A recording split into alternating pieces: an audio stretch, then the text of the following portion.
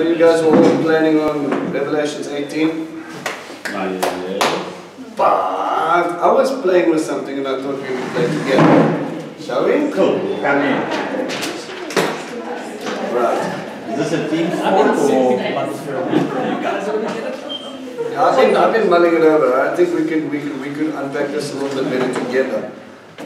Just in case I have missed something, this is not something that we've kind of picked up in commentaries. It's just one of my thoughts as I was sort of trying to get into this. I want us to draw a parallel between three portions. I want us to look at Daniel 7, I want us to look at Revelation 13, and I want us to look at Revelation 17. Okay? So, how do you guys want to do this? We can all look at the portions together and we can draw it out, or I can split you into groups. Why don't we read through it briefly and then we can discuss? So what, by yourselves? Yeah, together. We just like chapter 1, I mean 7 and then 13 and 17. Alright, let's go to Daniel 7.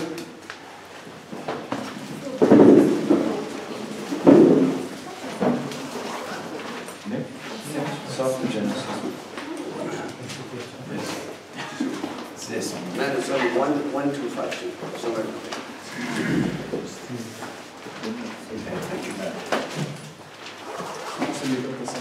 This is slightly bigger, so I must go 20 pages beyond.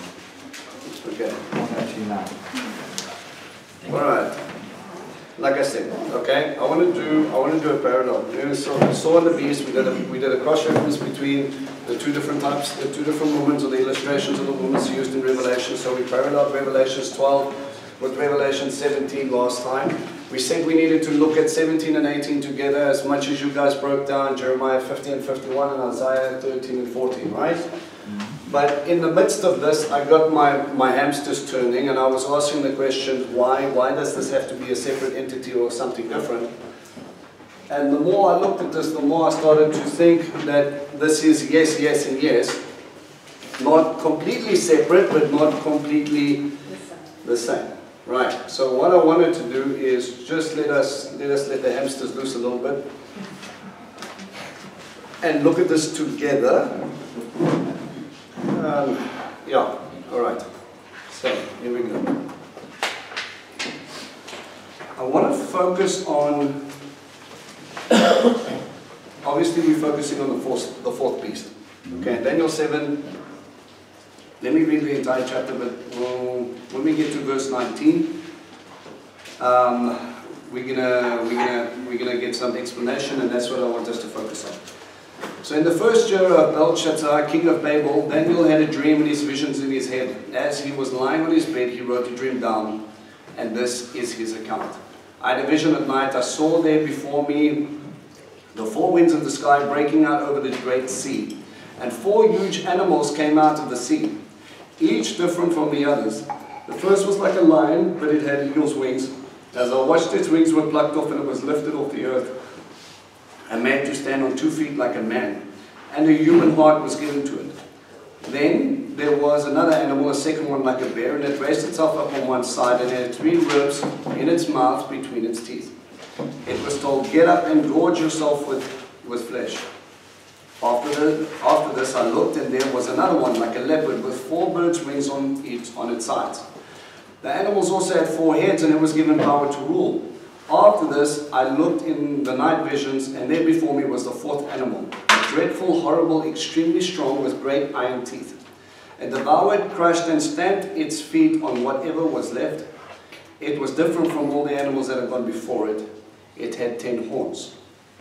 While I was considering the horns, another horn sprang up from among them, a little horn, before which 3 of the first horns were plucked up by its roots. In this horn were eyes like human eyes, and a mouth speaking arrogantly. As I watched, thrones were set into place, and the Ancient One took his seat. His clothing was white as snow, the hair on his head was like pure wool. His throne was fiery flames with wheels of burning fire. A stream of fire flowed from his presence. Thousands and thousands ministered to him. Millions and millions stood before him. Then the court was convened and the books were opened. Okay. Right. So what is he talking about? He's already mentioned, remember, the statue beforehand, right? Mhm. It's a different kingdom. Right. So we're busy looking at from Daniel 7, and we've got what chapter was the statue in? Daniel 2? Was it 2? All right. Do you want us to go there because it's the same parallel? It is interesting to note that there's specific things given to each animal that represent specific things that happen. Yeah. This is what I want to. This is what I'm going to go through. Okay.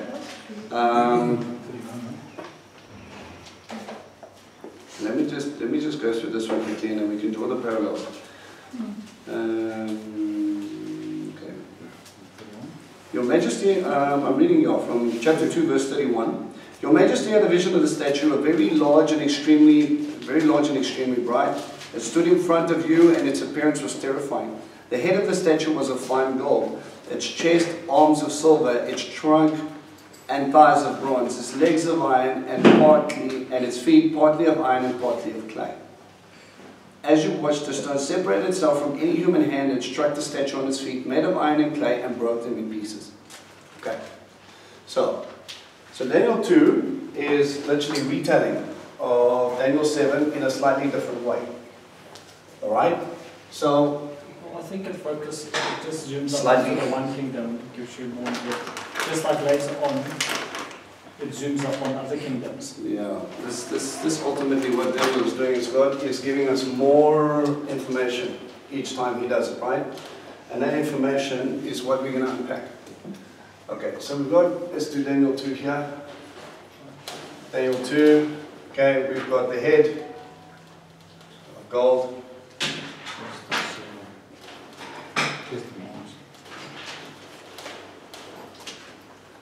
Silver,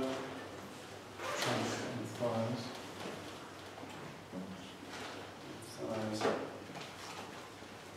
bronze, legs, iron, and feet, iron and clay, right? Okay, and on the feet, he doesn't make the illusion here, but we have 10 toes. Right. The culmination of all of this brought us to a big rock and the statue fallen. Right? Okay. So he goes on to explain the vision, and the vision talks about the head being Babylon. King Nebuchadnezzar's, yeah. Okay, talks about Nebuchadnezzar. Chest and arms, The Immediate Persia. the Medo Persian Empire. So that would be Cyrus. Right, so we got Nebuchadnezzar. Okay, the first one that we conquered Babylon was Cyrus, prophesied by Isaiah 400 years before he was born. Trunk and thighs, This Greek Empire. Greece, And that would and be good old Alex, Alexander the Great. Legs, Rome. Rome. Now would you say Caesar then? Yes. Julius Caesar.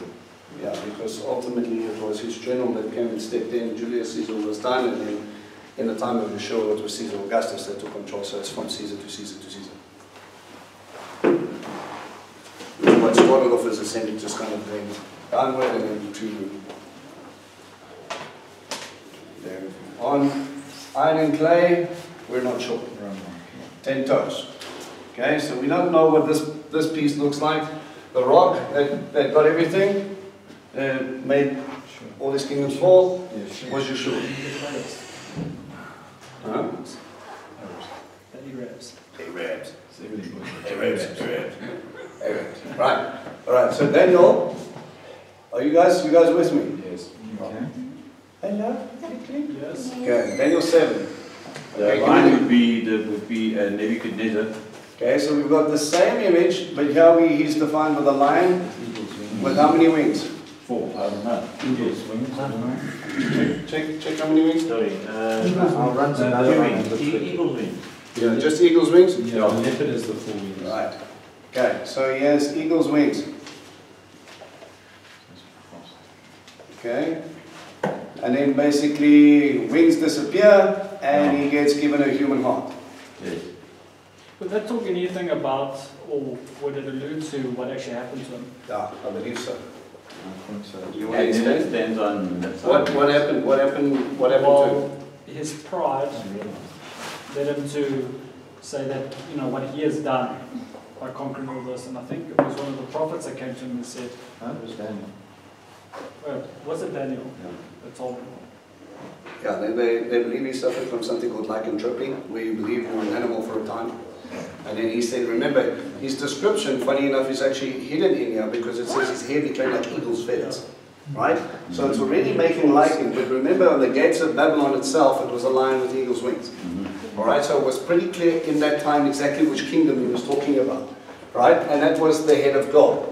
Right? Interestingly, Regiment Springs had the same clash. I was after conscription. I was drafted to Regiment Springs, which had the same insignia. A lion with eagle's wings. Regiment Springs in infantry. So it's talking about springs. That's a whole different thing. Okay? Next animal, bear. Bear, Well, that okay. would be the It had 3 ribs in its mouth The one shoulder was raised higher than another. and was lopsided. The one kingdom was greater than another. The Persian kingdom was Right. stronger. Is it lopsided or lopsided? Lopsided. With a bump. It's okay, we understand. Yeah. The skiff. Higher, one was higher than another. Mesius. Yes, not it's good. Whatever. Okay. So we have the 3 ribs in its mouth of the 3 kingdoms he breaks down. And we know that the bear symbol again is of that Medo-Persia, right? Yeah. Try. 3 kingdoms that break down. Yeah, the 3 kingdoms he devours when he comes up. It wasn't just Babylon, it was a few other. I'll get to my notes now. Trunk. Okay. Next beast was? It was a leopard. Yeah, 4 wings. Okay. 4 wings. So something extremely quickly, moving Alexander extremely the Great. quickly, and it had 4 heads. And the 4 generals. Right. Alexander the Great and the 4 Alexander the Great, after he dies, he gives it to the 4 things. So here we see one image, but we actually see a transition from Alexander the Great, once the kingdom's established, into what they call the Diadoche, which are the 4 generals that come in. Now remember, Alexander is on his deathbed. They ask him and they say, who do you leave your kingdom to? And he says, One is strongest. the strongest. And then he plunges his basic empire into civil war. Okay? And out of that we get a Seleucid guy who comes out a little bit later, which we'll talk about. The next one. Rome. Well, it's very strong. And Yeah, devouring. but what does he describe the animal as? Horrible animal. Something scary. Dreadful and terrible, exceedingly strong. Horrible and strong. So he doesn't even know what to call this thing. What's stronger than a lion? Right? Unicorn.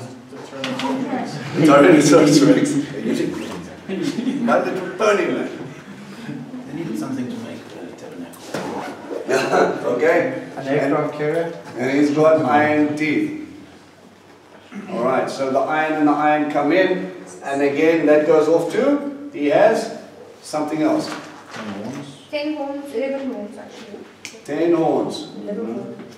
And eyes like a 10 man. horns, and then a little horn comes out. 3 are plucked. Little horn. Okay, 7. Well, yeah. 3 are taken.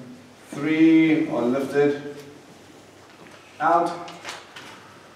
Okay, that'll leave us with 7. And a little horn comes, is the cause of this. So he will be the 8th. Right.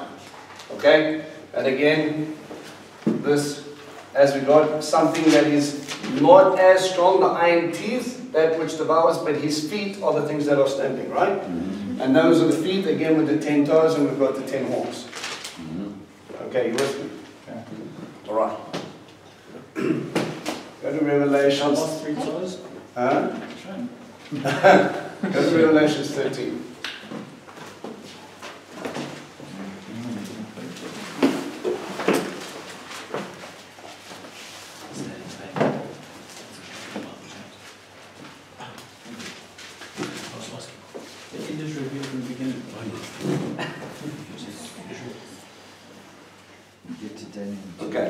Revelation 12 is, remember, about this picture of Israel and giving birth to the Mashiach, and the Mashiach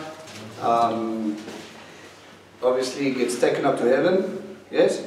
The dragon makes war with the seed of them, and then she runs off into the wilderness helps her. And let me go to verse 13 of 12. When the dragon saw that he had been hurled down to earth after the big war, he went in pursuit of the woman who had given birth to the male child, but the woman was given 2 wings of the great eagle so that she could fly to her place in the desert where she would be taken care of for a season and 2 seasons and half a season. Time and half a time. Okay, so that was already giving you a timeline that there's a season of protection for some of the people who come from there. Away from the serpent's presence. That might be an allusion to the 144,000. Just plant that in the back of your head, right? Because remember, they're protected for a season. Okay? They are sealed from the judgments, and everything is in protection during that time.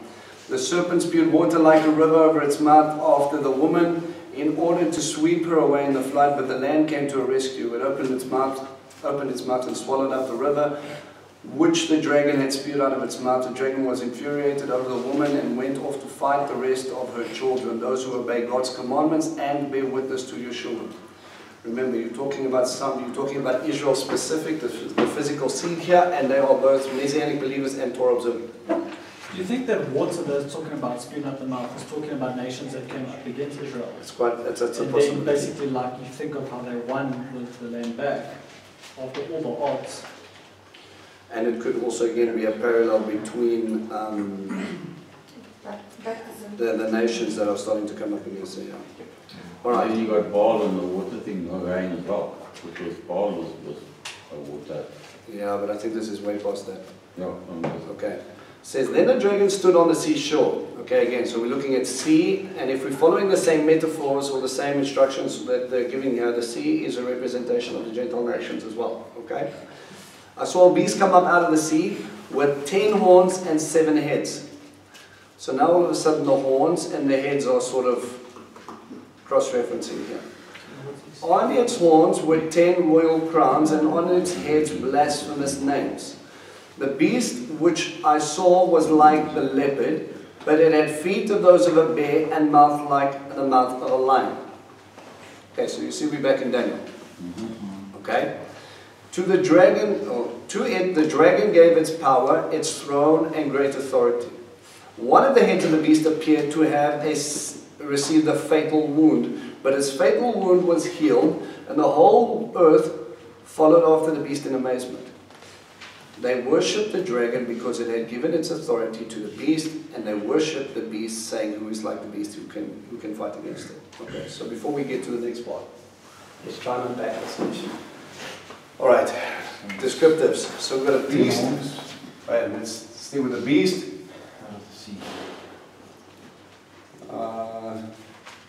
Of the sea. So if we're going to stick with that analogy, we're also talking about remember, we're dealing with kingdoms. Kingdoms of man. Right? Same thing here. And here, the beast out of the sea, if we're going to look at that, you can say chaos, and we can also talk about Gentile nations. Yes. Okay? So kingdoms of man again. Alright? Came up out of the sea. What else do we have? And we have 10 horns. Got 10 horns and 7 heads. 10 horns, 7 heads, and on those horns we had Royal crowns. royal crowns. Okay? In Daniel, when it spoke about the horn that came out of The one head. the one horn that got bigger, it was talking about a specific person. Yes. So is this talking about 10 specific people? That's what we. Or is it That's 10 what nations? we're going to make around, because Revelation 17 changes it even further. Ah. Right. So let's do the parallel, and then we can start to unpack. Beast is like a leopard. Okay. So it has what describe the parts: leopard, It's leopard, feet like bear. leopard, feet like a bear. Now, like a lion.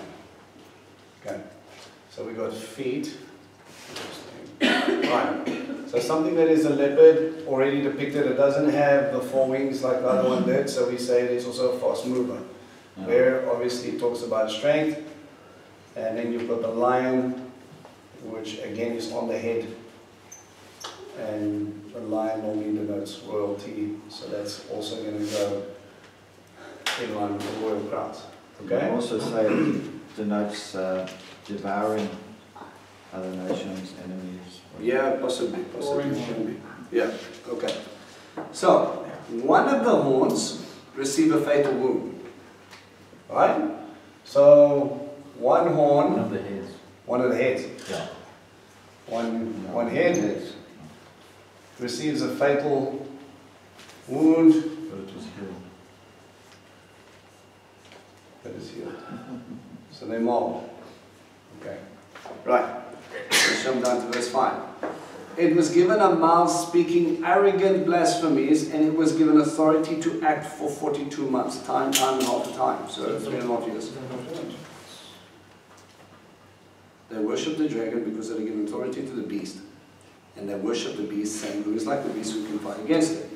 It was given a mouth speaking arrogant blasphemies, and it was given authority to act for 42 months. So it opened its mouth in blasphemies against God, to insult his name and his Shekhinah, and those living in heaven. It was allowed to make war on God's holy people and to defeat them, and it was given authority over every tribe, people, language, and nation. Okay, kingdoms of man. Okay, once these empires are formed, that's kind of what they did. Everyone living on earth will worship it, except those whose names are written in the book of life, belonging to the Lamb slaughtered before the world was founded. Those who have ears, let him hear. If anyone is meant for captivity, into captivity goes. If anyone is to be killed with a sword he is to be killed. This is what God's holy people must persevere and trust. Then I saw another beast coming up out the earth. Okay, so this is beast number 1. Here we have, obviously, a few. Here we get beast number 2. Okay, so this one was seated out the sea. This one is beast of the earth.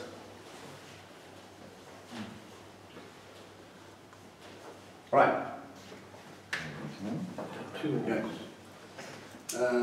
It had 2 horns like those of a lamb, but it spoke like a dragon. It exercises all the authority of the first beast in its presence, and makes the earth and its inhabitants worship the first beast, the one who has the fatal wound that had been healed. It performs great miracles, even causing fire to come down from heaven onto the earth as people watch. Okay, let's describe this. All right, so we've got 2 horns. 2 horns like a lamb. Okay, it's normally got horns. It's a male. Yeah, we've got out of the earth. Beast of earth. 2 horns, and it says speaks like a dragon. Okay. So it looks like a lamb. It looks like the lamb maybe, and it speaks like the dragon. Okay. And its job is to make worship of the first beast. Specifically, the healed horn. Right. You all with me? All agree? Yes. Okay, that's what we see. It performed great miracles, causing fire to come down from heaven as the earth watched. It deceives people living on earth by making miracles, and is allowed to perform in the presence of the beast. It tells them to make an image honoring the beast that was struck by the sword and came alive again. So here we have this fatal wound was apparently something with the sword. Okay. So he makes him worship that one, and then he creates an image to go along with this worship.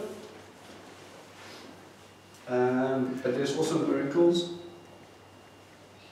And one of the miracles is fire from heaven.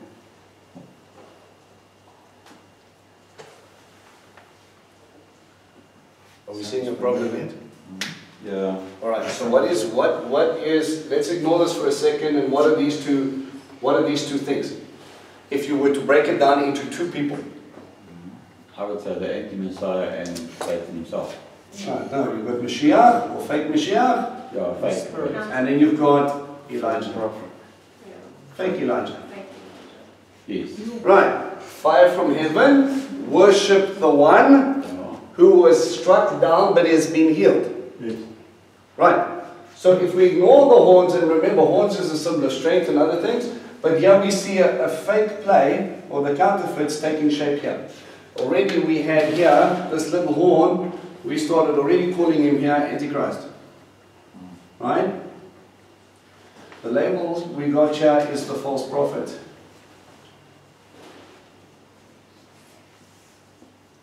And you could say fake Mashiach. Right. Okay. Right. Sorry, Yeah. is the Antichrist and fake? Well, this is what we're going to. This is one of the things, because people change title the whole time, and then they look at this and then they go, no, this is separate from this and this is separate from this. By the time now when we get to Revelation 17, everything starts to become a little bit more confusing. But meanwhile, he's using the same descriptors the whole way through, right? But when you study all this stuff, it seems that they think they're different things all the time. So I wanted to unpack it and then just see. Sorry, what do you think the wound is that killed him and then got healed again? Well, it says He he got was- wounded by the sword and then he died. So maybe it was an assassination attempt and he was put You back don't to life. think it has to do with maybe the like the sword of the word that overcame him, but then come back or something like that? I think it's a physical thing. I think it's the Almost like a artist. resurrection. It could be in like war. a copy. It could be in war that he. Yeah, I think especially for Jews looking for a Mashiach. Remember, the great deception is taking place here. Revelation 12 leads to this. So if I can't defeat Israel and the one that rules, remember that he was taken out, then I'm going to give a counterfeit, and this is going to fit perfectly the bill of leading them astray. So deception has to come. So if I cannot beat them, I'm going to deceive them. Right. So I think this is part of the enemy's tactics. Sorry, Vince, I just want to ask about this thing about that supposedly being the man that gets wounded, because I know we're not there yet, but in chapter 17 it explains that the heads are actually mountains and kings. So Yes, and how that's do what you we get can back get to to. it being the man wounded? Again, that's what we have to unpack. Right. The two horns. One would obviously be a fake law. If we're going to go against the transform and transfiguration, you had Elijah and you had Moshe. One represented the law, one represented the prophet. So then you would have the fake law. We can go two ways. You can go according to that, but I think when you look at what the Antichrist already, what Antiochus was set up, it says already in Daniel 7, I think he went up against he wanted to alter the times, or the law and the seasons. The law and the Moedim, which was the feast. Yeah, hence the law, because Right. the Sunday and the whole church doctrine is changing the law. And this was a little bit more blatant. It wasn't even changing of church doctrine. This was literally outlawing it completely. That's why you've got to look at the shadows of Antiochus first, before we try and fit the frames. Remember, if we look at things, if we want to just go and say, okay, look, this is what we think it could be, we must, and he's already spoken to us about it, someone has already sort of given us a foreshadow and type. The shadow and type is to give us a warning so that we can identify exactly what's going on, what's coming. All right, that's why if we stick to our scripture base, we know how bad Antiochus was. Right?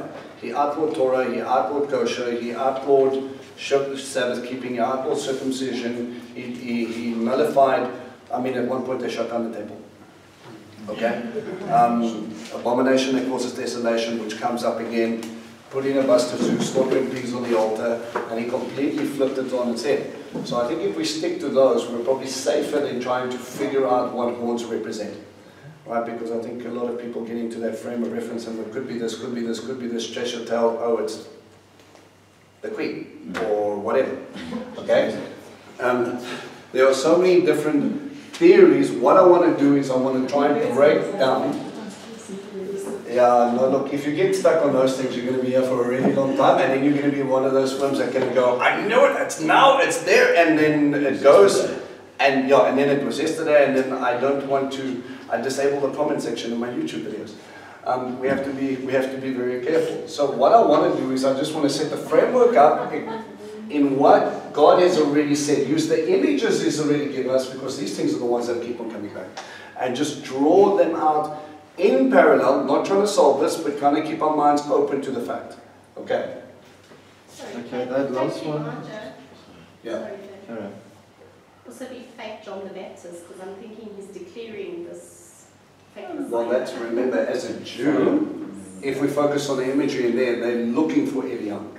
To the point now, you remember, you sit and you go to a Pesach Seder in Jerusalem, there's a split chair. Sometimes it does. Yeah. Sometimes people go look for him. He says, Hello, hello. he's at the door. I'm really knocking, but you can't come in. Okay.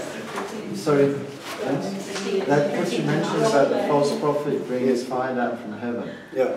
Is that against the true witness who also brings fire down from heaven? Well, I think. Or is the true witness against him, showing To me, that he's wrong? to me, I'm smelling counterfeits. You know, even the disciples understood being fired up from heaven. Remember when Elijah didn't? He was a. Gangster. he was a grumpy fellow. If you got on the wrong side of Elijah, there were problems. But the biggest testimony to a Jews that turned Ahab and the entire kingdom around, where brought back this massive shift, was that moment. And people knowing the prophecies that Elijah has to come announce, right? Jews are anticipating that to the fullness. So I think that as an identifier will tell you who else has brought fire down from heaven. And they're immediately going to say, if that's Eliyahu, then if he's telling me to worship that, and his image is going to be. And this is something now, if we look at church now for a sense, if you get someone who comes in, now let's just for argumentative sake, let's make this analogy. The purpose never made fire from heaven, okay, but he does. And he comes in there and he says, you will worship this image. And you've got Yeshua crucified on a tree or on a cross, half naked, hanging over there. And then you will say, this is it. And the counterfeit becomes real to the point where people start looking for an Anglo-Saxon Gentile Mashiach. But the problem, my only issue with that is you're not going to convince any Jewish person that that's the real deal. Because as soon as he says, you can eat pork, everything's fine, they're going to be like, peace out, we know this is a lie. If they didn't believe Messiah who kept Torah, they're definitely not going to believe that. So then my question is, in this whole framework, do we purely, if you understand, purely look at it in the sense of this is based on Israel and the Jews, although it will affect the whole world, that this needs to be an image that the Jewish people would understand? Well, I think the deception needs to go against the Jewish people first. Other people who don't know Torah, and again, depending on where you fit in rapture, it depends on who's going to be there to tell them otherwise. Right? So whether you believe or pre-trib or mid-trib, if you're not there, because this is now after, if we follow our lineage, this is now the end of the bowl judgments, and he's giving you a highlight reel again of the kingdoms of everything. Who's going to be there to tell them otherwise? Everybody who understands the mark of the beast and everything like that is gone up. And maybe you've got a few select people that are left because of what they saw from 144,000 and from the two witnesses that are now become believers and that are going through the end of tribulation just saying, oh, please just finish this thing off now.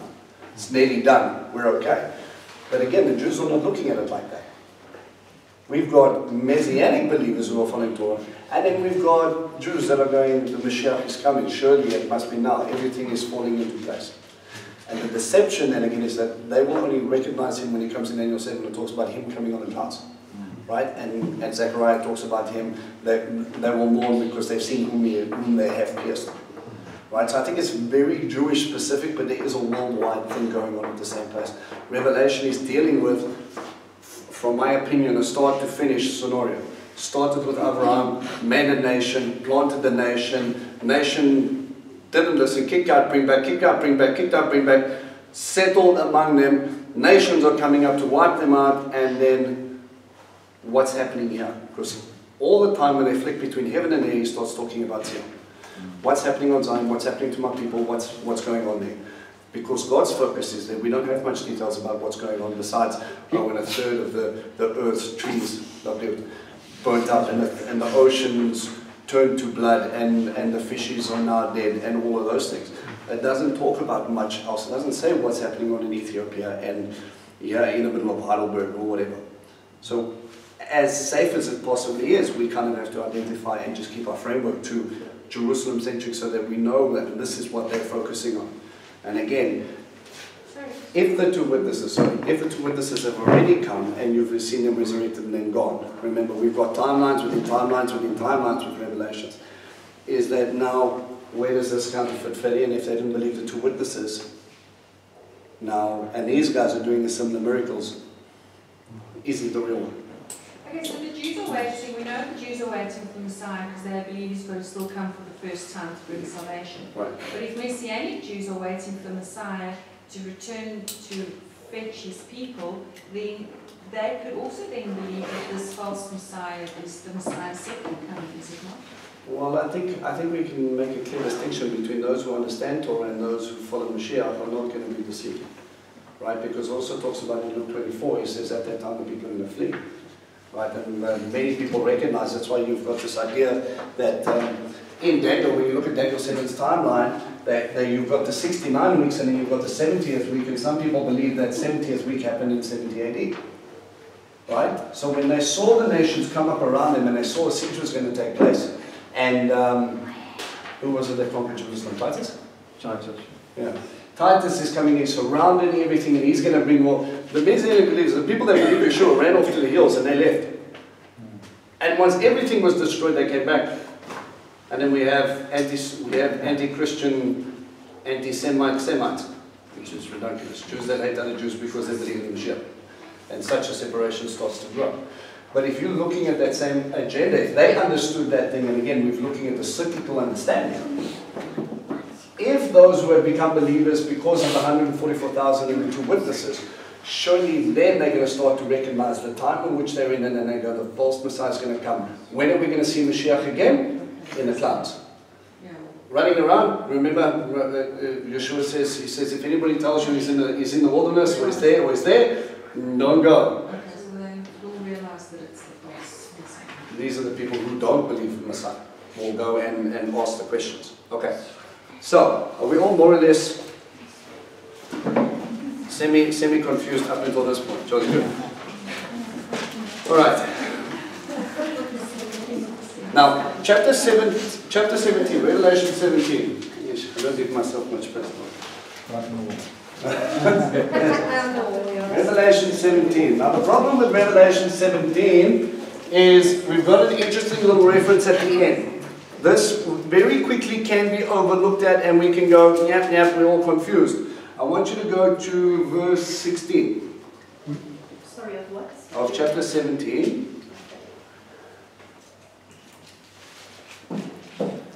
Chapter 17, verse 18 in my Bible. Just before chapter 18. And it says, and the woman you saw is the great city that rules over the kings of the earth.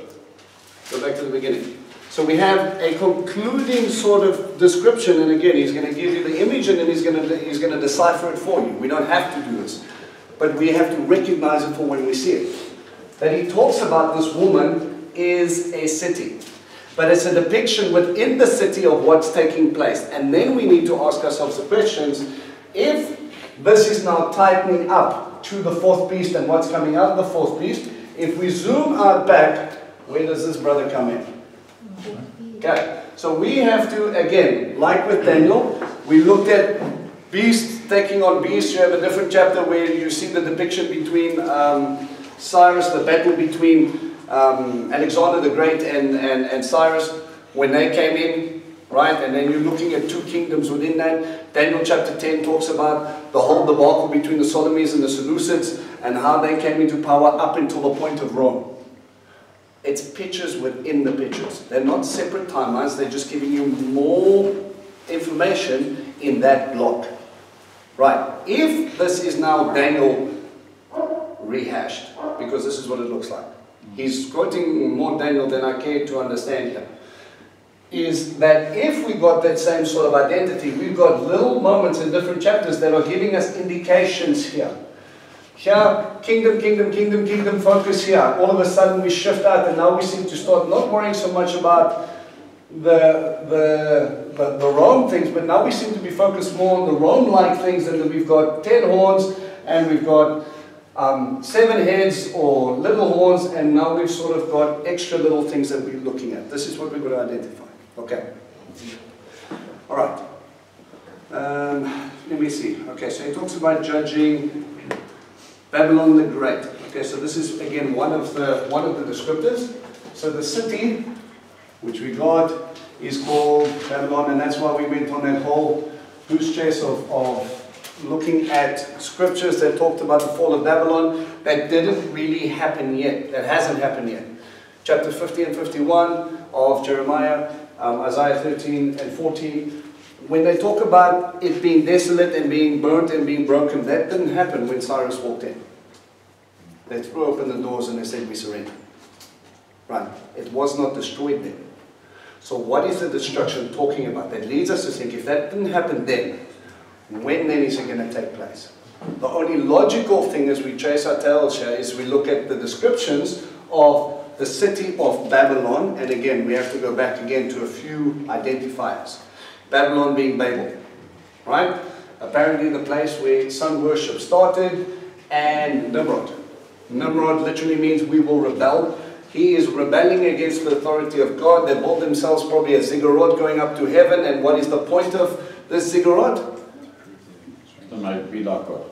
We will make a name for ourselves. Right, so what is the great thing about the kingdoms of man? They will fall. Not just that. Who is the head of gold? I, Nebuchadnezzar. God has lifted me up, so you will all bow down and worship me. He makes a massive statue. And then we've got Shadrach, Meshach, and Abednego getting thrown into fire because they don't want to worship the statue. Right, out of all of this, that's what he got. It's about me.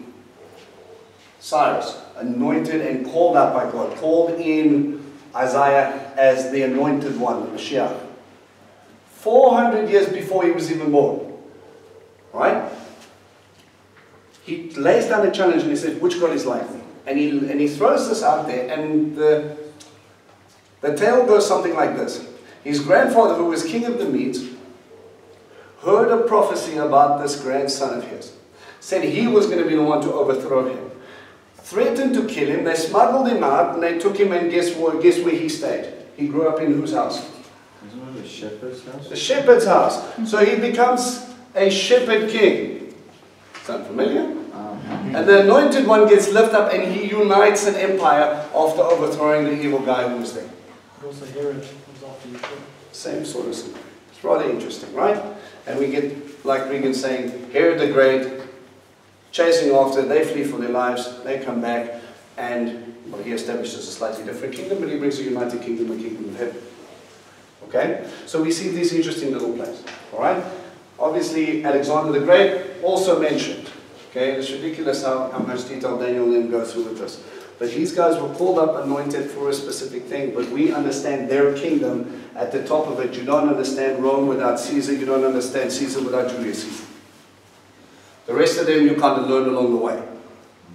Never really knew who Vespasian was, or who Titus was, or who Tiberius was, and all that until you started studying the stuff. Okay? But you understood Caesar. You understood Caesar because you understood Julius Caesar. Right? And so the kingdoms of man sort of established themselves and get us to the point of Babylon. Right?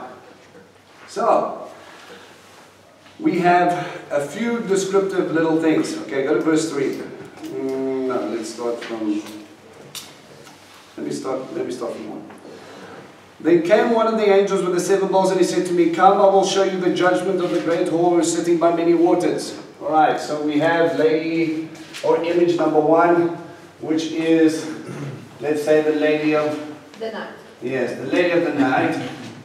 I was going to say the lady of the lake. Who's also by the sea, many waters, alright?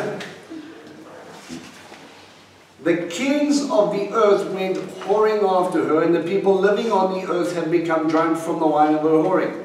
He carried me off to the spirit, in the spirit to a desert, and I saw a woman sitting on a scarlet beast filled with blasphemous names, and having 7 heads and 10 horns.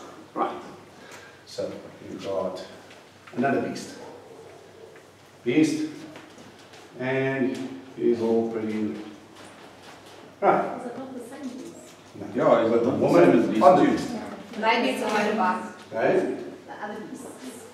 Is it Beast, not the same beast beast? one there. One, Just appearing again and again. one we'll have to sing, won't we? Oh, okay. Okay? That beast, describe how many horns, how many heads? 7 heads, 10 heads, 10 horns. 7 heads, 10 horns. The beast was golden. was once. Scarlet color, right? Now it's not. Okay. Yes, we'll happy so far. It's red. Yes, I said it was good. Yes. Well, blasphemy seems to be the general theme of all of this. Okay, so just put that up in there. Every single one of them, from the little horn over here in Daniel 7, all has this thing about blasphemy. Okay? We also found... Sorry, is that a parallel to the Noah laws? Where you're going to get this blasphemy that can get you put to death, which was... No? The Noahide laws is a whole other different animal. Okay? Okay. Let's do this, and if we have time we'll discuss it. Okay. Okay, Right. before you said that, I'll show you the judgment of the great horse that's on many waters, with the kings and all that. Yes. Then it says he's carried away to the spirit, to the wilderness. And I saw a woman sitting on the scarlet. Is this now a different woman or the same woman? And the woman was dressed in purple, was dressed, was full of blasphemous names. Okay, verse 4. The woman was dressed in purple, scarlet, glittered with gold, precious stones, pearls. In her hand was a gold cup filled with obscene and filthy things produced by her whoring. On her forehead was written the name in a hidden meaning, Babylon the Great, mother of whores and the earth's obscenities. You might have mystery, comma, Babylon the Great. Okay, I don't. Yeah, Babel the Great, that's fine. Right. So, we've got this lady, I'm just going to put your blame. Okay, we broke this down last week, right? The scarlet and the purple and the golden cup. She's adorned beautifully and with lots of money and stuff, and she's got a gold cup with all types of bad things. And on her forehead is a name. I saw a woman drunk from the blood of God's. I saw the woman drunk from the blood of God's people. That is, from the blood of the people who testify about Yeshua. So someone again believing and destroying the people, right? On seeing her, I was altogether astounded. Then the angel said to me, why are you astounded? I will tell you the hidden meaning of the woman and the beast with 7 heads and 10 horns that is carrying her. So right, she rides the second beast. And from the second beast's perspective, she carries the woman. In verse 8 becomes interesting. Yeah, lots of things here. Okay. The beast you saw once was, now is not, and will come up from the abyss, but on its way to destruction. So it was, not now, and then it's on its way to destruction. Okay, that in its own is a bit of blasphemy right there. Can you pick it up? The one who is, who was, and the one who is to come. Right. Was, not now, and is on its way. Right. So again, it's making an allusion to God Himself. Come up from the abyss. Could you also talk about the fatal wound he was, and he died? He was fatally wounded, but was not. It's a possibility. Alright, where are we? Okay, the people living on earth whose names have not been written in the book of life since the founding of the world will be astounded to see that the beast that once was, now is not, but is to appear. This calls for a mind with wisdom. The 7 heads are 7 hills on which the woman is sitting. Also, they are 7 kings. So 7 heads are 7 hills and 7 kings. So, if you make the illusion, 1 king per hill, or are they all sitting in one place with 7 hills? That's going to make a difference between whether it's Rome, Jerusalem, or just a coalition of 7 nations. The Arabs. right? Well, that's where it's sitting. Yeah. Well, right?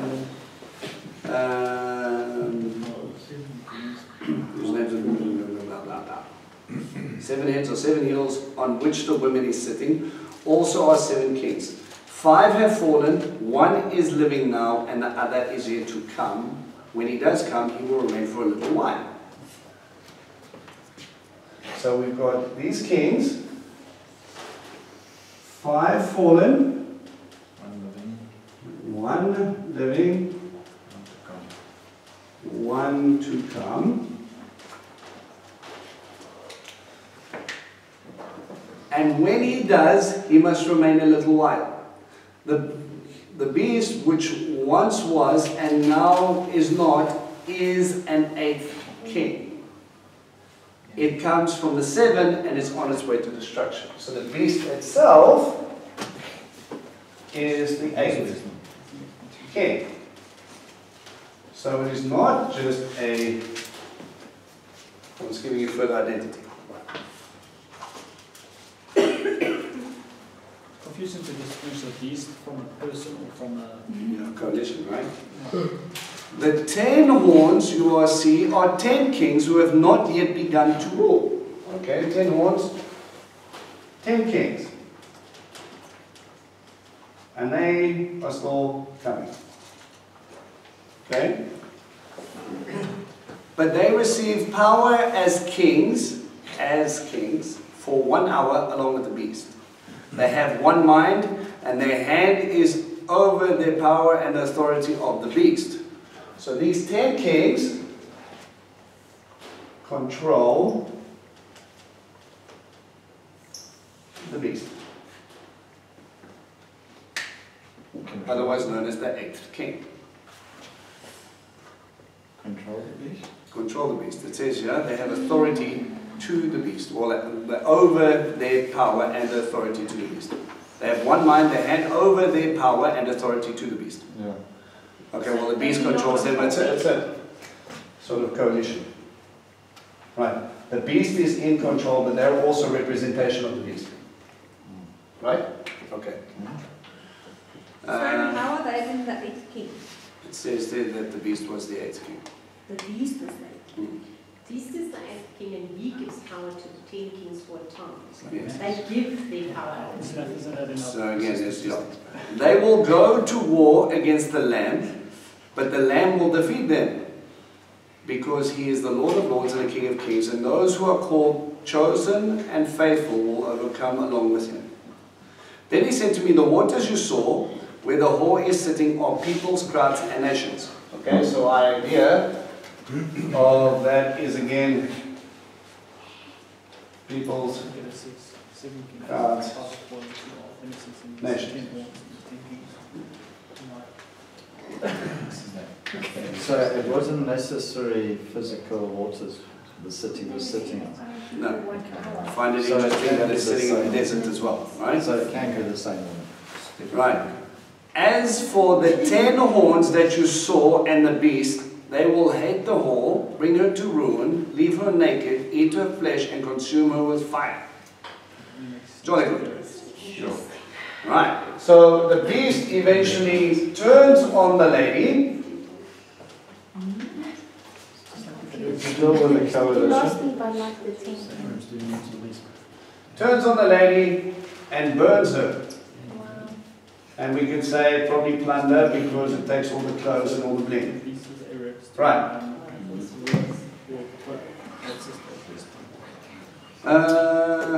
Okay. Consume her. For God put in their hearts to do what will fulfill his purpose, that is, to be of one mind, and he gave and give their kingdom to the beast until God's words have been accomplished. Their intent, and the woman you saw, is the great city that rules over the kings of the earth. Right. I'm confused by verse 12. I don't understand, how can the 10 kings have authority over the 8th king if they only have authority for 1 hour? They receive authority from, they receive power as kings along with the beast. All line. Who's the one giving power and authority to the beast? That says God is allowing it to happen for a time, but who's the one who gave authority over the beast here? The dragon. So Hasatan is busy empowering the beast and what it needs to do, and this is why this thing is all chaotic. Don't let me confuse you with this, with these sketches. Let me take out the words control here. They work together. There's a coalition. Thank you. Right? But Let me not confuse you. It talks about 7 kings, 5 have fallen, 2 are. Yes. And then a little bit later, well, okay, well then it says, then the 7th is the 8th. Yes. And then it says 10 kings. Yes. comes out of the seven. Yeah, but those are the kings that are still to come. Are they to come? Those are the ones still to come. Okay, so the 8th king makes an alliance. So there's an 8th king that comes, well he is the 7th, which is the 8th, coming out of this system. So he comes out of this system and he makes an alliance with 10 other kingdoms. Or he establishes. Remember back with Antiochus, how did Antiochus come into power? No. He lied, he cheated, and he formed alliances so that he was too strong for them to kick him out. Remember, he brought in a ruse. He said his brother was sitting in Rome under house arrest, basically. They locked him up because his father went to war and messed with Rome and he had debt to pay. So everything he had, the Seleucid kingdom was paying debt, paying debt, paying debt, paying debt, and his brother was the rightful heir. He was the rightful ruler. Then, when he was there, he said, no, look, I'm just coming into power just to look after my brother's interests, etc. When he comes out, he'll come and he'll rule, etc., etc. He came in, and then he went in, and he came in under the guise of peace, and then once he was established, he says, ha, I don't care, you can keep my brother, I am now in control. He received authority and power, and then all of a sudden he was too problematic to stop. Again, he comes in, he goes all the way down to Egypt, and he was going to take out Egypt fully, right? Egypt writes to Rome, and they said, look, if you don't step in here, we've got problems. Rome sends a little senator, little governor, doesn't like to do lots of exercise, probably sitting over there, facing a war veteran, and he's going, remember the story? Move out the way so we can destroy these guys. The Roman governor says, no way, if you come up against them, they've signed an alliance with Rome. Attacking Egypt is attacking Rome. So Antiochus being a bit grumpy because he knows his brother, remember, being locked up, his father getting a butt whipping by Rome, says, okay, I need to think about this for a second. And the governor looks at him and he says, you can think of it. He takes a stick, he draws it around Antiochus and his general, and he says, you can think about it for as long as you stand in this circle. When you step out, and if you move towards the city, we'll take it as hostility and you will receive the fight against the fullness of Rome. He gets grumpy. He was well capable of taking out Ptolemy at this time, this Ptolemy that was in power. And he goes back, and on the way back, he's very grumpy because of all the annoyance. There's an uprising, and he decides to stamp his authority in which place? Jerusalem. And he establishes this whole thing, and guess how long he terrorizes the Jewish nation, causing the abomination that causes desolation? 3.5 years. Alright, so we have this foreshadow already of what's coming in here. So this idea that he gets set up by something and then turns against it is not a foreign idea at all. This is something that's already been foreshadowed. Right, so this is why I think we need to look at this in the big picture, and we need to step back and zoom out. If he's going to be using the same pictures the whole time, right, this is probably an action all by itself. This beast here, Revelations 13, is probably linking here with this beast over there. That's my opinion. So, yeah, no, yeah, when you come to this section here, but I'm just trying to make the separation from the beast of the earth is not the same. Okay, this little horn and this last beast, this 10-toe idea. 10 toes of iron and clay, 10 horns, the little horn, that becomes this beast and comes out of the sea with 10 horns and 7 heads. right? Agreed. Okay, the iron mixed with clay. Something, and again, the only sort of illusion we have is if we understand Rome is iron, from the list of kingdoms that we have, that's how they worked in order long before they were even in power. Then we understand that this is something mingled with Rome, but something also part of clay. Clay is obviously not as strong, but it has to be shaped to be able to fill in the gaps. If I'm just trying to make this imagery understandable, Yes. if this beast in Revelation 17 devours the harlot, because that's Yes. what it says there, Yes. okay? The beast with its 10 horns is then the 10 kingdoms that are affiliated with the Antichrist and the false prophet. That's Right. okay? So if the beast, which is the false prophet and the 10 kingdoms associated with, is killing the harlot, does that mean the harlot are all the people that have never served the Father? Because he would obviously need people that do serve the Father to deceive. No. Because he wouldn't be able, the false Messiah wouldn't be able to be. No, I actually think it turns on because the harlot is, that's why I took you to the first point of reference, it's a city. I believe this is probably the headquarters of what this thing has set up. And this is supposed to represent this until this decides, we're good, we don't need you.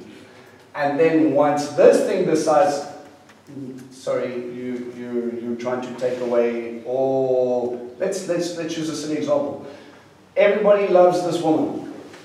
They It's a want, big power struggle. and this is what 18 is really going to depict this lady and how her destruction comes about and who's going to moan the biggest. And you'll see three groups: businessmen, merchants and shipmasters. Guys who come to trade the entire time and they say, oh no, who's going to buy our stuff? It was all about mammon, right?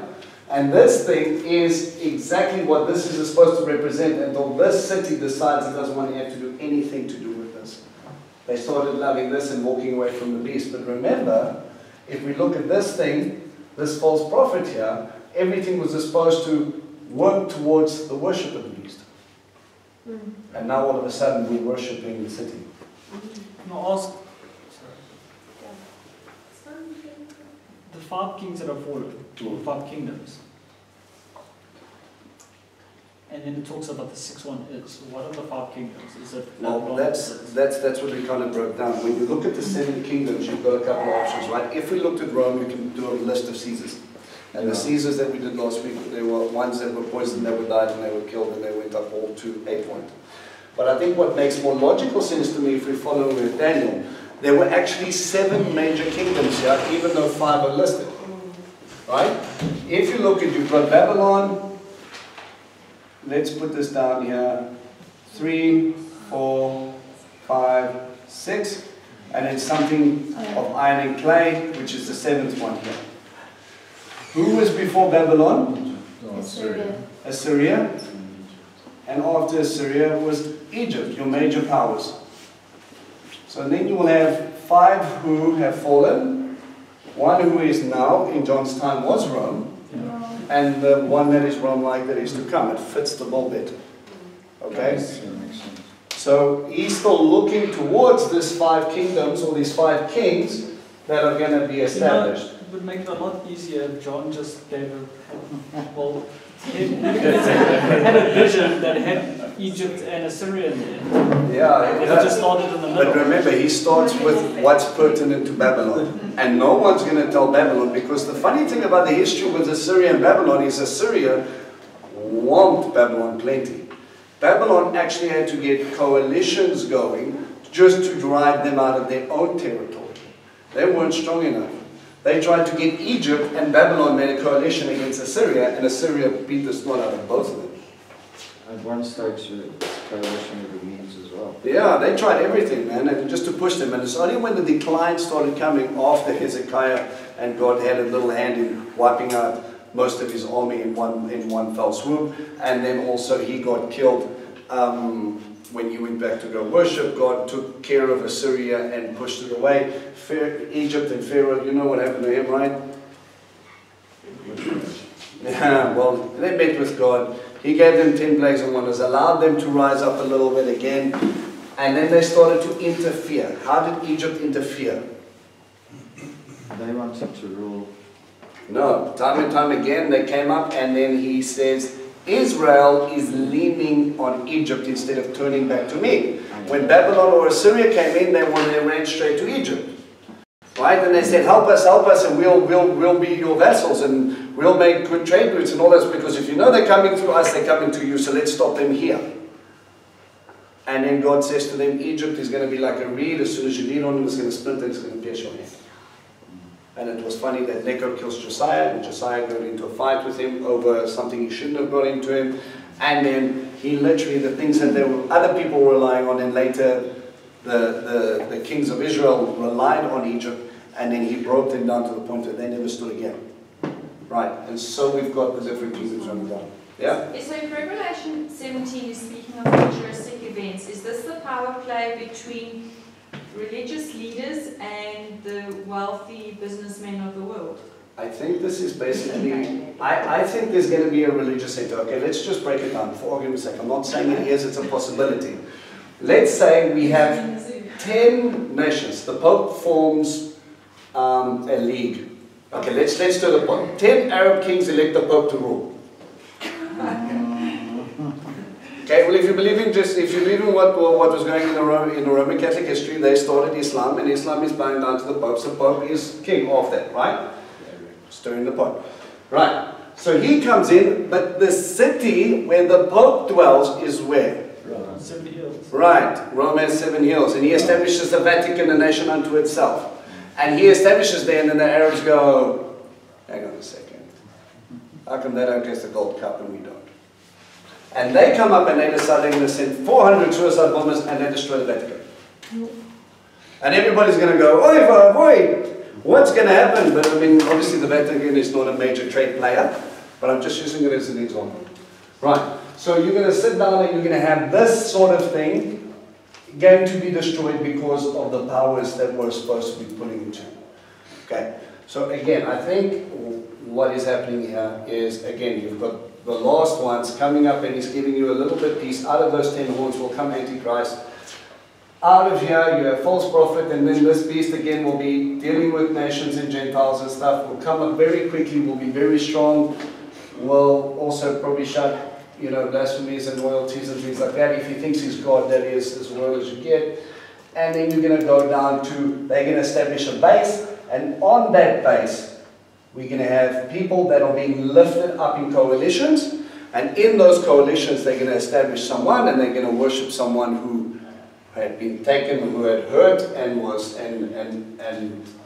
healed, and we are establishing this animal or this person and this coalition, and that's going to turn on its headquarters. And then if we understand this whole story together, it's not long then we understand the timeline of Revelations after the bowl judgments which are going on. Then the rock is coming to destroy the kingdoms of man. They don't have much time. The final battle is going to take place soon.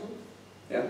Can we make a case for the parallel between what will happen true and counterfeit? So in other words, there's a Babylon, there's a Jerusalem. There's a true king and a counterfeit Messiah. Yes. There's, because I'm just, there's the bride and the harlots. There's the 7 hills and the 7 hills. There's this plundering that they do of Babylon. I can't remember where it is now. I think it's on Isaiah, where it says they come and take the spoils. The nations around Israel take the spoils. So there seems to be a... How are you guys feeling? Are you awake? Do you want a 2-minute coffee break? If we unpack chapter 18 very quickly. Quickly, because I just want to bring them up to speed. Yeah, I got this. Oh, you can? Okay. How are you guys feeling? Do you want to run and get a quick cup of coffee and then we hit number 18? Alright, just hang on a second before we break. Mark wants to share something. Hang on. I think it's quite interesting the way that you put it, because if you look at when Muhammad was actually raised up, there were false prophets from the Catholic Church that actually infiltrated the Arab sector. They were right-hand, they were Catholics basically. So the Catholics, Arab Catholics in coming into the area and whatnot, and they practically coached Muhammad, and they spoke to the people. They said that this prophet is coming. this future prophet is coming. They kept on saying this future prophet and whatnot. When Muhammad came, they said, this is the prophet. You know, they practically, they raised him up to fulfill a specific duty for the Catholic Pope at that particular time. And to a large degree have fulfilled that duty for the Catholic Pope. Yeah. But the funny thing is this, later on, Islam rebels against the Catholic Pope and actually turns against the Catholic Pope and starts to fight the Catholics. I mean, we've got the different, what do they call it? When Catholics come in and they just start to destroy whatnot. Crusades. Sorry? Crusades. The Crusades. Yeah. The Crusades and whatnot. After that, they're fighting against each other from now. But if you look at that parallel, when you look at the Mahdi that the Muslims call, which is they believe him to be he's going to be coming in the likeness of Muhammad, and he's going to do exactly what Muhammad did. Muhammad deceived his people. When he signed a peace treaty with them, he then broke the peace treaty, came into Mecca and destroyed the people that were there. That was his own people. All right, so there's this imagery that I'm seeing completely with how that Islam started like that, and they also rebelled against the Catholic Pope, and it looks like a little cycle there. It might not necessarily be the same cycle here. That's something very interesting with what is said in the book of Daniel, when it says that the people of the prince to come. Yes. When it talks about the prince to come, the people of that prince, basically to come, destroyed the temple. Now, when you look at the Legion X, which destroyed the temple, the Legion X, they were Arabs. They were from Turkey, which is quite interesting. Which I'm trying to also just see how that parallels.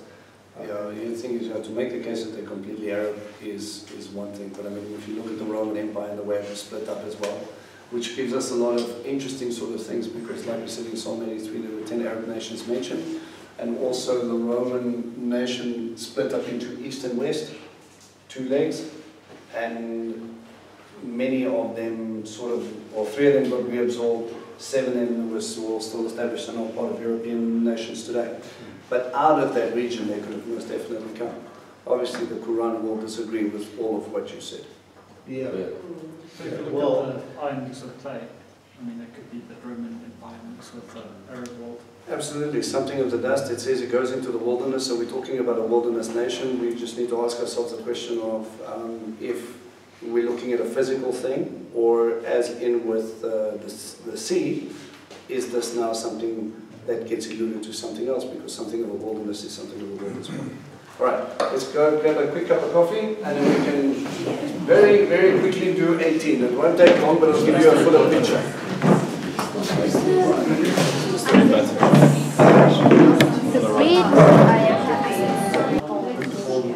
Engage. All right. Shawnee has taken photos of everything that I've wiped off. I'm just basically focusing on this section now, because we are going to be discussing a lot when it comes to this city and this lady. All right, 18 verse 1. After these things, you've heard this phrase before.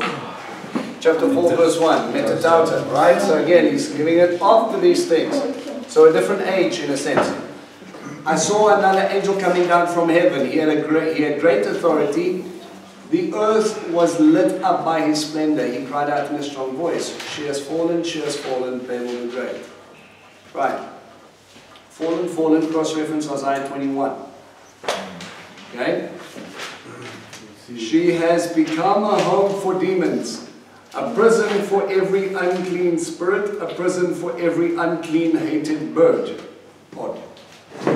So it's not. The description there sounded like she was full of demons anyway. Yeah, there were demons in the drink of the cup of all that stuff, but this is exactly what's going on. So you have, from the world's perspective, we have again, we're going to see lush and beauty and scarlet and purples and pearls and bling and all that stuff.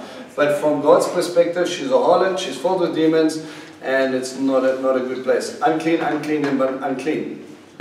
Right. For all the nations have drunk of the wine of God's fury caused by her whoring. Yes, the kings of the earth went whoring with her, and from her unrestrained love of luxury, the world's businessmen have grown rich. So this is a place that there is going to be ridiculous amounts of wealth. The world is going to run to it because of the trade that this thing is allowing. Okay. Sorry, just to get back, remember the description of Satan? One of the things that was saying, because of your merchandise and all the things that you were doing. Yeah, well, it sounds almost the same here. Yeah, Tyre and those sort of things, yeah. Then I heard another voice of heaven say, my people come out of her. Now, there's an interesting thing here. Guess how many times come out of her happens in your Bible? A lot. 7. But it's in Torah. 7 times. 7 times it happens. Isaiah 48. Mark it down. Isaiah 48. Sorry, Isaiah 48. Come out of her. Isaiah 48. Isaiah 52. Jeremiah 50 and 51. Sorry, which 48, which chapter? That's chapter 48. It's 48. Which verse, sorry? It's verse, they say verse 20, but I've got verse 20. It says go 4, not really. it might be a translation, yeah. Isaiah 48 verse 20, Isaiah 52 verse 11, Jeremiah 50 verses 8 and 9, Jeremiah 51 verses 6 to 8.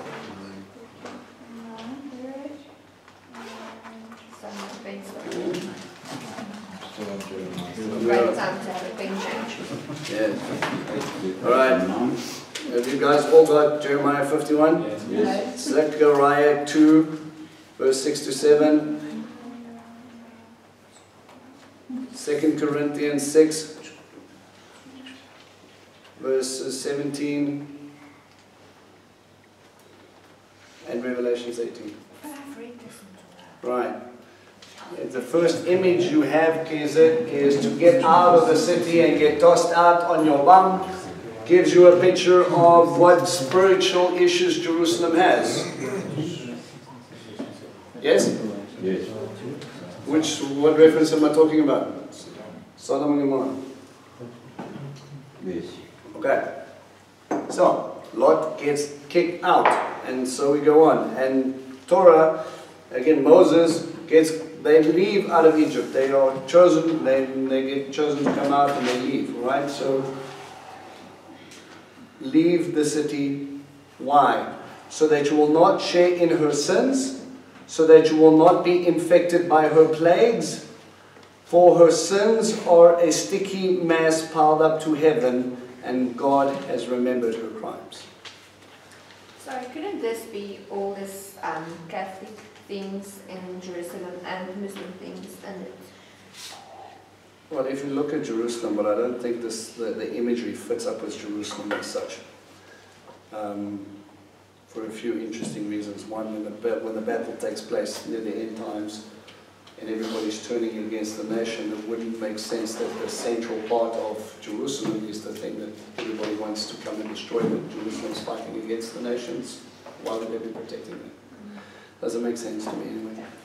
In So Corinthians, Yeah. Corinthians, Paul's talking more about mixing Christianity with idols and saying come out from it. Yeah, that's the thing. There's a place of idolatry, and that's why, again, with the unclean spirit and demonic things and all the rest of it, and you get also you can look at that imagery from Pesach, where the wise men turn water into blood, and also throw their staffs down and turn into crocodiles or snakes, and those sort of things. That was demonic power, right? Remember to her as she rendered to her as she rendered to others. Pay her back double for what she has done. Use the cup which she has brewed. Again, what she has made, her fruit, is going to be used against her. to brew her double-sized drink. Give her as much torment as sorrow as the glory and luxury she gave herself. That's a lot. For in her heart she says, I sit a queen. I am not a widow. I will never see sorrow. Now that's an interesting reference. That sounds like Babylon. One of the speaking, I think Jeremiah speaking against Babylon. Yeah, it's part and parcel, and also you have Jews today that have all types of divorce issues and all the rest of it. I'm just going to leave that there. Therefore her plagues will come in a single day, death, sorrow, and famine, and she will be burned with fire, because Adonai God, her judge, is mighty. Again, Sodom and Gomorrah imagery.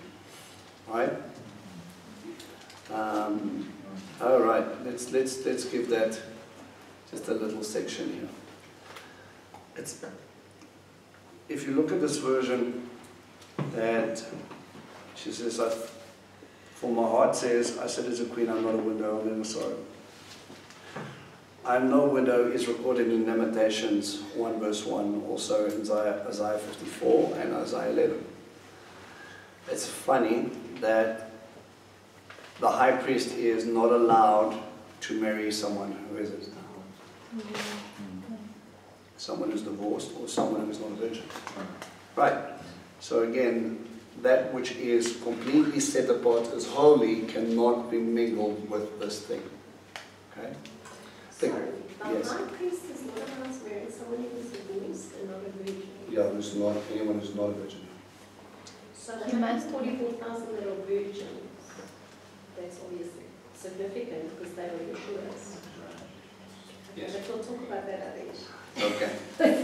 The kings of the earth who went whoring with her and shared her luxury will sob, wail over her when they see the smoke as she burns. So the kings of the earth are going to see smoke. Small fire, big fire. Big fire, right. So, okay, so you're going to get three different parties, like I said. The kings of the earth are the first ones to see and mourn. Standing at a distance for fear of her torment, they will say, oh no, the great city, Babel, the mighty city, in a single hour, your judgment has come. So this destruction is going to happen quickly. It links back, sorry, Vince, it links back to that hour when the kings, it says, but they received power as kings for 1 hour. Absolutely. Okay, so you see how the imagery is coming in here. Right. The world's businessmen weep and mourn over her because no one is buying their merchandise anymore. Stocks of gold and silver, gems and pearls, fine linen and purple, silk, scarlet, all rare woods, all ivory goods, all kinds of things made of scented wood, brass, iron and marble, cinnamon, cardamom, incense, myrrh, frankincense, wine, oil, flour, grain, cattle, sheep, horses, chariots. That reminds me of Ephesus with their idols. And no one was buying from them anymore. Well, Ephesus was dying because that harlot was sorted up, but yeah. It only left them with that. But can you see this is a place, when it says this woman was dressed in scarlet and purple and wool and gems, this is why. Right? It says they would not buy chariots and bodies and people's souls. Any other translation? Bodies and souls. Right. When you look at places like Dubai, although they tell you husband and wife are not allowed to hold hands, it's against the law, prostitution is rife. You go into any nightclub there, you got a little bit of money, you can buy whatever you want. And I have eyewitness testimonies to that. It is a Sodom and Gomorrah. It's against the law.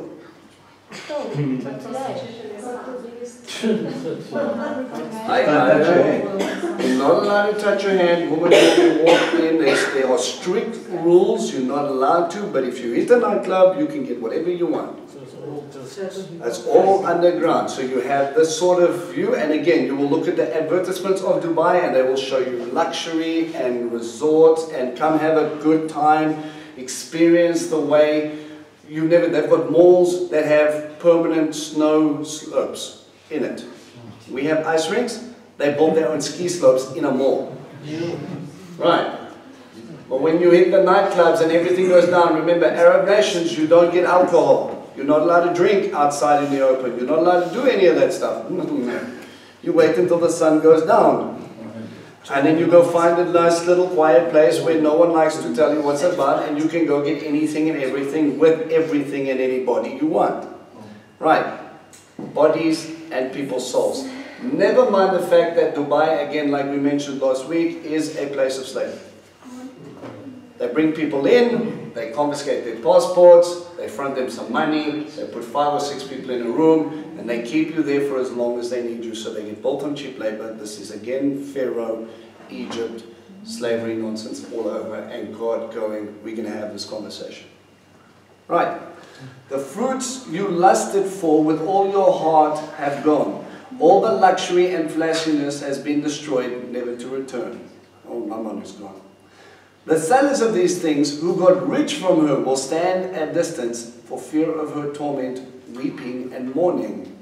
So here we go. We've got kings of the earth, we've got businessmen and sellers, right? You can probably put that in the same category. Saying, oh no, the great city used to wear fine linen and purple and scarlet. Interesting references. She glittered with gold, precious stones and pearls, such great wealth in a single hour ruined. All the shipmasters, passengers, sailors, and everyone making his living from the sea stood at the distance. Now again, this is kind of interesting because in the beginning, in the description, it talks about the sea being the nation of cities, of Gentile nations. But here, you need ships. So it probably is got a harbour somewhere along the line. They threw dust on their heads as they wept and mourned, saying, oh no, the great city, the abundance of her wealth made all the ship owners rich. In a single hour she is ruined. Rejoice over her, heaven. Rejoice, people of God. So, the world's reaction versus God's reaction. Oh no, money, money, money, money, money, money, money. People in heaven, judgment. God has decreed it. So we're talking total financial collapse. Complete destruction. When we start talking about smoke, fire burning, fire from heaven, Sodom and Gomorrah stuff. Let me just go back. Shouldn't have paused there, hey? Sorry. Don't be funny. Don't be funny. 21. Alright, rejoice over her, heaven, rejoice, people of God, emissaries and prophets. For in judging her, God has vindicated you. Remember, drawing from the blood, right? Then a mighty angel picked up a boulder the size of a great millstone and hurled it into the sea. Now, isn't that interesting? When do we hear about a millstone in the sea? Yeshua. With the children. And then it would be better for you to put a millstone around your neck if you were to lead others astray. Matthew 26, it says, if you let one of these young ones, and then again, spiritually young and physically young, you make them stumble. It is better for you to take a millstone, and if you don't know how big a millstone is, some of the big ones are about yay big, about yay thick. You don't pick this thing up. Okay? Put it around your neck and jump into the abyss. What's what the water represents? Chaos. Jump into the sea. You're not coming back from that. Let's just lay it out there. Right? And he uses that same reference. And again, what is a millstone in Hebrew? No, that's based in the yam. Sea is yam, isn't it? Yes, the sea and also the base of where the millstone was is called the yam. It's called a what? The yam, which is the sea. Yeah. The millstone is another, also used, they call it a Gethsemane. Gethsemane, right, okay? So he takes Gethsemane and he hurls it into the sea. Remember? Later, death and everything, and the abyss and all that will be thrown into that great lake of fire, right? With violence like this, the great city Babel be hurled down, never to be found again. The sound of a harpist and musicians, flute players and trumpeters will never again be heard in you. No worker of any trade will ever again be found in you. The sound of a mill will never again be heard in you. The light of a lamp will never again shine in you. And the voice of a bridegroom and a bride will never again be heard of you. That should tell you something.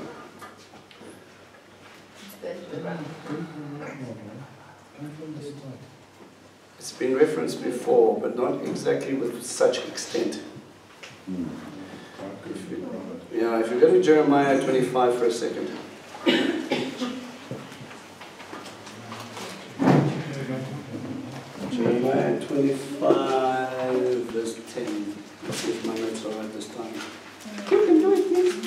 Alright, I'm going to read from verse 8 to give you a little bit of context.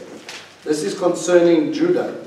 Therefore, here is what Adonai Tzevaot says. Because you haven't paid attention to what I've been saying, I'm going to send for all the families of the north, says Adonai, and for my servant Nebuchadnezzar, king of Babel, interesting, and bring them against this land, against the inhabitants and against all surrounding nations. I will completely destroy them, making them an object of horror and ridicule, a perpetual ruin. Sound familiar? Moreover, I will silence among them, pay attention, the sounds of joy and gladness, the voices of the bridegroom and the bride, the grinding of millstones and the lights of lamps. The entire land will become a ruined waste, and these nations will serve the king of Babel for 70 years. So Judah, you negated, you walked away from my God, you sacrificed your children, you did everything but serve me. I send you warning after warning, warning after warning, warning after warning. And basically when you boil it down, when there are no lights, when there's no marriage, when there's no joy, he's basically telling you, you're dead. You will hear the sound of death. No one will be grinding anything. You will have no food. No one will light a lamp. You will have no light. And there definitely won't be no joy. There will be no groom or bride. It's gone. That's a pretty heavy thing to tell them. For your businessmen were the most powerful on earth. All the nations were deceived by your magic spell. In her was found the blood of prophets of God's people, indeed, of all who have ever been slaughtered on earth. Now, that's a Jerusalem problem, because if we're going to look at the prophets and which city slaughtered more prophets, welcome to Israel. But we cannot discount the fact of looking at what they had to go through in Babylon as well. Remember, they had no problem trying to kill brothers who didn't worship a statue. Shadrach, Meshach, and Abednego. Throw Daniel into the lion's den. How many other people who stayed devout that we don't hear about died? Right. So whatever this place is, and again, it sounds very much like Manny was pointing out, there is a very interesting cross-referencing between what happened to Jerusalem is now going to happen to Babylon. When you talk about the great city, in Jeremiah, the great city of Babel, 10 or 20 chapters before them, the great city of Jerusalem. And he makes the 7 hills and the 7 hills. And we got very interesting little parallels between Jerusalem, Mashiach, witnesses, and all these things that are taking place. And he's going, all right, this is what happened here. This is what's going to happen here. I take it seriously. Right, does that give you a little bit more understanding of what this lady is supposed to be? Actually, it helps a lot, to be honest. Yeah, it sets the framework for what this is. Right? It is a place of opulence to the point where the world and the kings of the world will mourn the loss of one city. I don't know about you, but I don't see that type of city just yet. All right, there has not been that much of an investment from the most powerful businessmen in the world establishing it. Could it happen at any time? Absolutely. I think it's very interesting, though, that these parallels are kicking across right from Daniel through to Messiah and onwards. Yes? If we look at that beast as a possibility for, because towards the later days now, it will be a constant battle between the kingdom of the Father, the kingdom of Hasatan. Yes. If that beast is the kingdom of Hasatan, and he has all the kings belonging to this kingdom, and Babylon, this Babylon the Great, is the headquarters, Yes. then the parallel becomes even more vivid, because you then have Father's kingdom. We know he's returning everybody to, well, he's returning his people to Zion, and you know, it just carries on and on. But why am I saying this? Because I believe this is where the deception is going to come in, and that those who don't know their word are going to be easily swayed by this counterfeit that's going on here, because we see a couple of things going on. There's been 3 references to the saints are inside. My people are inside, otherwise he wouldn't have said, come out of here, my people. So there are some people who are believers who are lured to this. But also we find the blood of the saints and the prophets there as well. So there's a couple of very strange things going on for them to be there while they're there. And so it says even the elect, if possible, can be deceived. I think we're going to find that a lot of the deception is going to take place with this counterfeit kingdom, with this city, with this fake Messiah and its false prophets happening. Yeah, look, it's Babel 2.0, right? It is an establishment to man's glory. Look at what we can create. Look at what we're going to establish. And you're so busy about giving yourself wealth and clothing yourself. Look at the description. Scarlet, purple, linen, gold, pearls, fine jewelry. If you take those things back, those are colors of Mishkan, eh? So which temple or which covering are you coming under? Right? Am I establishing an earthly kingdom with my purple and my linen, which is supposed to be purity, but underneath the purity, on the outside it's a gold righteous cup, on the inside, not good stuff. Right? And we've got all of these things that are supposed to depict, and what intrigues me the most is when you look at these gems and pearls and the gold and these links, it talks to me very much about the ephod. Right? Because out of the high priest's garment you had all of those colors interwoven into those things with the precious gems and the jewels and the pearls. So again, these counterfeits and these images that are going in there to a Jewish person makes clear sense. We need to look back at the framework and then try and identify what this thing is talking about to try and establish that. Besides what you're saying, all the colors and things representing the false ephod, there's definitely a false representation of the whole Mishkan, because of the fact that, I mean, cinnamon in Hebrew, kenamon, means righteousness, and frankincense, which is Laban or Laban, speaks of whiteness and purity. So all of these things, these spices, the wine, all of these things, the linen, all these things speak of it looks like the real thing, it looks like a good thing, but it's going to fall away. And again, it's that Mishkan, right? Or you want this city to dwell where you will be, where your God will dwell, and everything will be happy, and this is what you drink from? Or do you take the cup of Mashiach? Remember, you've got the Pesach parallel here too. Right? Drink of this cup, take of my body. Drink of her cup. Your choice. Right? And again, you will carry the mark of the beast. You will carry their image. That's what they want to establish in you. And remember, we spoke about some of those things. The mark of the beast is a mark or a counterfeit of 2 things. Can you remember? One is it won't allow you to buy and sell. When you talk about Torah, when are you not allowed to buy and sell? On a Shabbat. So the Shabbatot gets taken away. Right? And then the other one, it says it'll be what? You can either have it on your arm or on your forehead. Tefillin, phylacteries, right? So that which carries the Shema as a sign that you will remember to meditate on God's word. And when they wrap it around the arm and they put the box here, they'll still do it. I'll get my tefillin from downstairs and I'll show you, and then you put the box on the side here, and it's supposed to be the closest to your heart so that you will love the Lord your God with all your heart, all your soul, and your mind.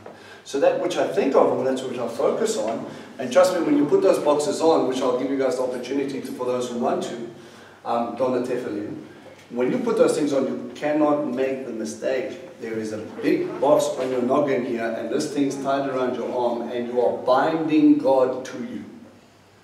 May it filter into my heart, may it filter into my mind. Right? And when you put those things on, it's that physical reminder of something. Yeah? Just a quick question. I know we're not really studying tefillin tonight, but why do only Jewish men do it? Again, it's that thing, isn't it? It's the same sort of thing. They come with it. The men are the children of Israel. Yes, okay. But actually we only apply it, but when you read the scriptures, all of the mitzvot verses talk about the children of Israel. Why don't they just like strap it around them so that it's on their heart? Because it says, "I will bind it on your arm." and be a sign from Right, so that you basically, the image is this, so that whenever I look at my hands, what I'm going to do, I am doing God's work. Whatever I think with my mind, and whatever I perceive, comes from here, I will see God's work. And that's going to remind me to do that, as much as Sitzito to do, and as much as the words on the doorpost are there as a reminder to do. Again, they took something that was supposed to be, that generally is a spiritual thing, and they've made it a physical adaptation to it. Right? The picture was to meditate it. He doesn't say literally, bind my word. I don't take Torah and wrap it around me every time I want to study Torah. But those straps remind me of what I'm doing. And that's an interesting tradition, just to throw it in there. They bind it 7 times around their arm. Right? God's number of perfection. And there's an interesting little flair. When you do it, you tie in the shin on your arm here, and then you tie in the shin on your finger. So again, yeah. So as you establish it, you're establishing God's name and God's purpose for that very reason. What you're saying is whatever I'm focusing on, whatever my heart is focused on, that is of your kingdom, and that's what I'm going to follow. And that's the counterfeit we're going to face when we go to it. Alright? Happiness. Just one more thing about what you said about the come out. Yes. I mean, all over, like in Babylon, there were Jews in Babylon. They were living and working, and it was part of their life to be in. Yes. There were other, what was it? The 7 churches? Yes. It says you live where Satan dwells. Yes. So the people, that was their life. That's where they lived. That's where they got their jobs. That's where their houses were. The kids went to school there. Yes. So when it says come out, can it not be a physical thing? Literally, get out of it. No, it is. It is a physical thing. I think so that you don't be destroyed with it. Remember the plagues and that came and they tackled it. But what's interesting about this illusion, because we're talking about Babylon, and this is again my theory, right? You have 3 sort of exoduses that come out of Babylon, right? So when you left Babylon, you had 3 groups that left, okay? And we see this sort of parallel in Revelations. The first one was the group of Zerubbabel, right? And then Zerubbabel, again, was a reference to the 2 witnesses, right?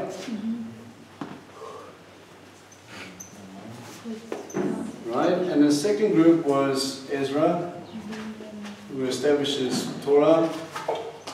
And the third group is Nehemiah, which establishes the walls. Right. My thinking is, again, when you look at this stuff, you've got 2 witnesses, you've got 144,000, and we're seeing people, no Messianic believers, no church per se mentioned anywhere else after chapter 3, right? 2 and 3, and we stop there, and then something happens, and then no more mention of that again. But yet we still find believers, and we're still finding people martyred. Because of the 2 witnesses, because of the 144,000 doing what I believe the church is doing now, and that's spreading the gospel and bringing the good news, people are coming to the knowledge thereof, understanding Torah, understanding that God is their refuge. So I believe when we start talking about rapture, and we get hung up on not if there is a rapture, 90% of us are looking, but when is the rapture? And you've got 3 groups. Right, well, kind of, if you go into Thessalonians, it's kind of clear. You'll be called up into the clouds. Whatever that is, that's whatever that thing is, right? Whatever that can happen, I don't know. But it's something to do with the wedding feast of the Lamb, and it falls in line with Pesach theory, right? The Pesach, Aviv coming, blowing the shofar, coming with the sound of the last trump. Then we've got 3, again, we've got 3 different groups of people. I believe, and this is my personal opinion, the bride will be called out first. Those who do not belong to the bride will go through the next stage, right? And if you get martyred in this group, you go up and you become part of that group that we see later. And again, those who survive all the way to the end will again be lifted up. They will see the one of Daniel 7 coming on the clouds. All right, at that point, if there is that survival. But we've got 3 different groups, and we've got 3 different theories, and everybody will argue tooth and nail. I'm starting to believe more and more that it's yes, yes, and yes. Who is the bride, who are the guests, and who are the other people that were invited in because some of the guests refused? Okay? So as you sort of go in, I believe it's not one essence. I believe the spotless one will be taken, as in Philadelphia. You'll be safe from a worldwide tribulation. The only place you're going to be safe from worldwide tribulation is up in the clouds. It's just my opinion.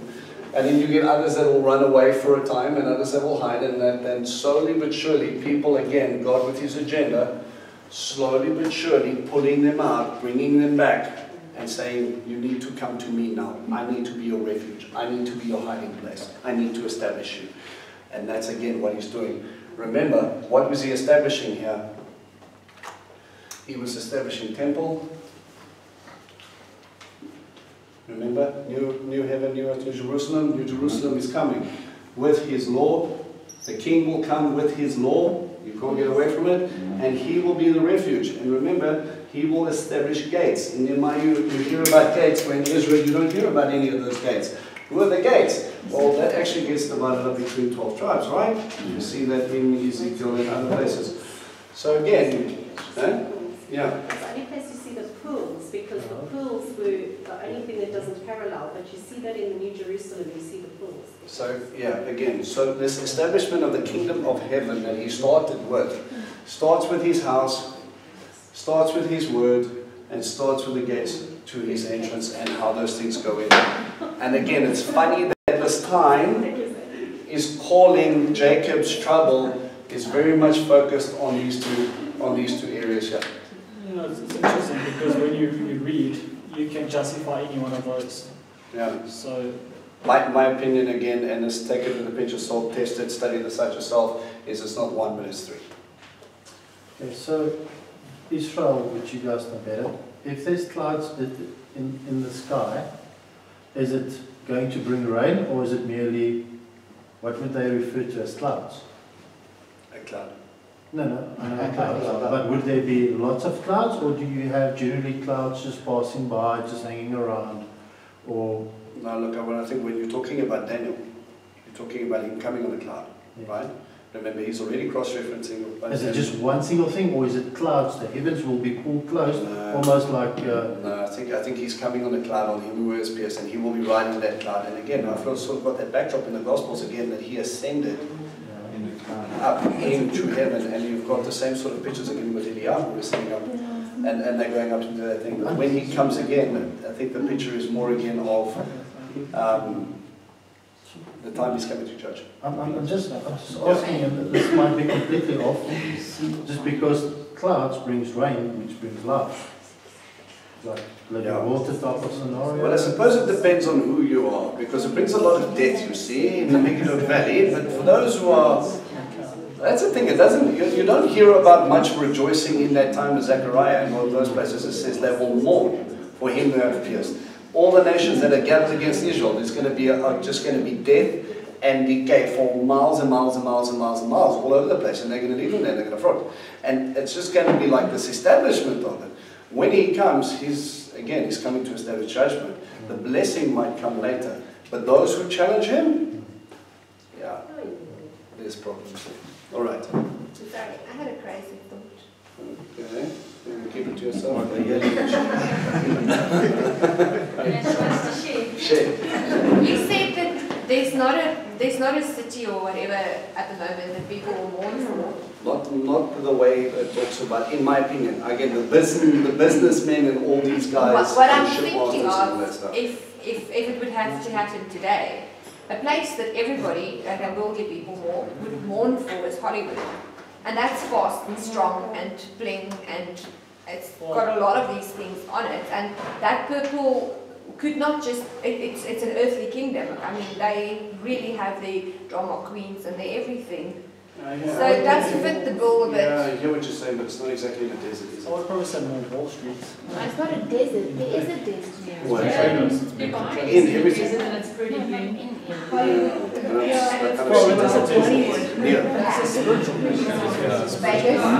Alright, you can keep your ears to yourself. Great time is every time. It's Vegas. It's all done.